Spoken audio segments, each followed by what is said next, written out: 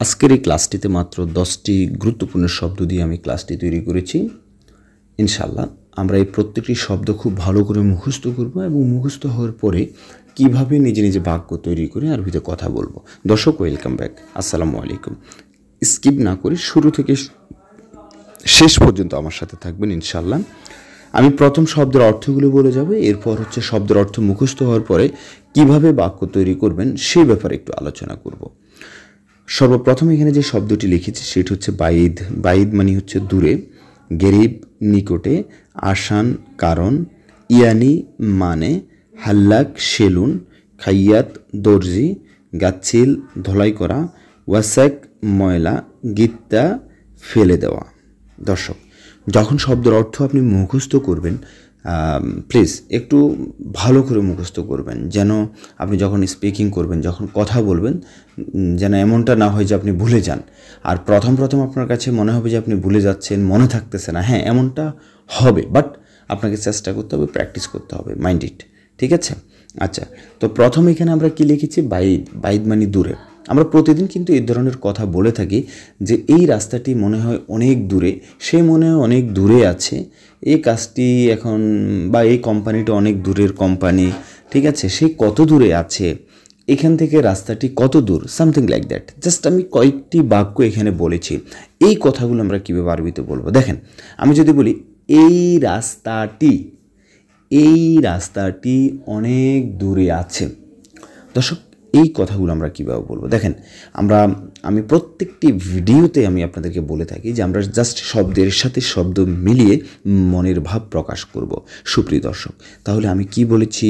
আমি বলেছি যে এই রাস্তাটি কত দূরে, তাহলে এই মানে কি? হাদা। এই মানে কি? হাদা। তাহলে হাদা রাস্তা মানে হচ্ছে হাদা তরিক। হাদা তরিক, এই রাস্তাটি কত দূরে।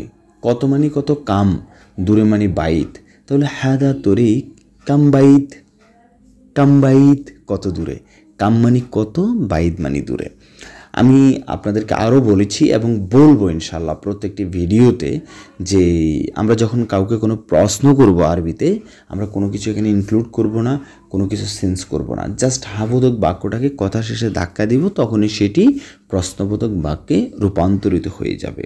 তাহলে হাদা তরিকা, হাদা তরিক, তরিক মানে রাস্তা, ঠিক আছে। হাদা তরিক কামবাইদ, এটা কত দূরে। হাদা মুবাইদ, হাদা মোবাইদ, এটা দূরে না, এটা গরিব। হাদা তরিক গরিব, গরিব মানে নিকটে, এইটা নিকটে আছে। হাদা তরিক নিকটে, হাদা তরিক ফি গরিব, হাদা তরিক নিকটে আছে বা কাছে আছে। আশা করি বুঝতে পেরেছেন দর্শক। এরপরে যে বাক্যটি লিখেছি দেখেন, সেটা হচ্ছে গরিব, অলরেডি আমরা বলেছি গরিব দিয়ে। আর এরপর হচ্ছে আসান। আসান মানে কি? কারণ। মনে করেন আমরা এরকম বলে থাকি সে প্রতিদিন কাজে আসতে দেরি করে কারণ সে অসুস্থ। কারণ সে অসুস্থ। তাহলে এইভাবে আমরা কি বলবো?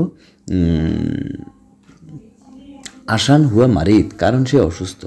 ঠিক আছে, সে কাজ করে না। হুয়া মো সগল, সগল মানে কাজ, মো মানে না, হুয়া মো সগল, সেই কাজ করে না।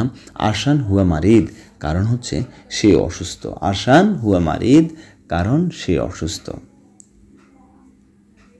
তাই না? আশা করি বুঝতে পেরেছেন। এরপর লিখেছি ইয়ানি। ইয়ানি মানে হচ্ছে কি? মানে। শুনো মানে কি, অথবা এস মানেও কি। যেমন আমরা বলতেন মানে কি, তাহলে মানে হচ্ছে ইয়ানি, কি মানে হচ্ছে শুনো, অথবা এস মানে কি, তাই না? তাহলে শুনো ইয়ানি মানে কি, শুনো ইয়ানি মানে কি।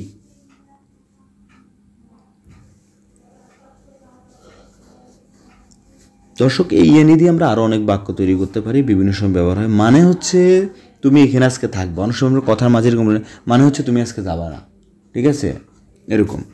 এরপর লিখেছি কি? হাল্লাক। হাল্লাক মানে সেলুন। হাদা হাল্লাক, এটা কি সেলুন? ওয়াইন হাল্লাক। ওয়াইন হাল্লাক, ওয়াইন মানে কোথায়, হাল্লান মানে সেলুন, যে সেলুন কোথায়, ঠিক আছে। ওয়াইন হাল্লাক, সেলুন কোথায়। মনে করেন কোনো একজন ব্যক্তিকে আপনি বলতেছেন, ওকে সেম খাইয়াত খাইয়াত মানে দর্জি, গাচ্ছিল মানে হাদা গাচ্ছিল মিয়া মিয়া, পানি দিয়ে কোনো কিছু দোলাই করার ক্ষেত্রে আমরা গাচ্ছিল বলবো। হাদা গাচ্ছিল এটা দোলাই করো, মিয়া মিয়া ভালো করে দোলাই করো। ওয়াসেক মানে হচ্ছে ময়লা, ওয়াসেক ময়লা, হাদা ওয়াসাক গিত্তা জীবালয়, এটা ময়লা জীবালয়